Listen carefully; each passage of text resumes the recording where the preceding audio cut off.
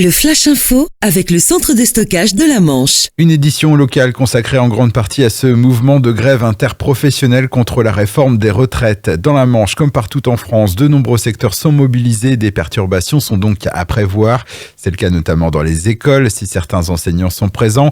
Les services de périscolaire, TAP et restauration ne sont pas assurés partout et il vaut mieux que les parents s'organisent en fonction. À noter que le mouvement national des lycéens de la Manche a quant à lui relayé un appel au blocage des établissements scolaires. Côté transport, de nombreuses perturbations aussi. Aucun train ne circule aujourd'hui dans la Manche. Des bus de substitution sont mis en place par la SNCF pour assurer des liaisons régionales, mais aucune vers Paris. Dans l'agglomération cherbourgeoise, Zéphirbus annonce pouvoir assurer 80% des trajets habituels. Cependant, le trafic risque quand même d'être perturbé en fonction des blocages et manifestations.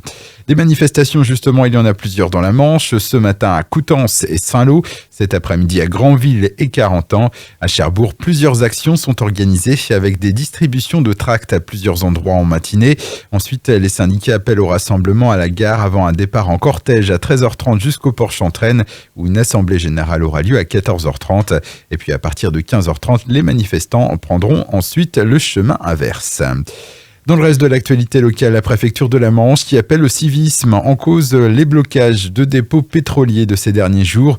Une situation qui a affolé certains automobilistes au point que plusieurs stations-service du département se soient retrouvées en difficulté. Mais toutes sont liées à la surconsommation des citoyens et non à une rupture de carburant.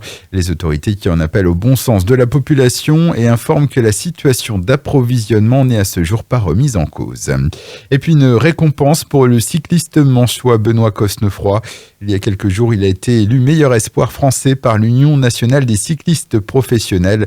Une juste récompense pour l'ancien licencié de l'UC Brickbeck, vainqueur à 5 reprises en 2019 et auteur de belles performances au niveau World Tour. Le Flash Info vous a été présenté par Landra, centre de stockage de la Manche à Digulleville. Pour en savoir plus et visiter notre centre, 0810 120 172, coup d'un appel local.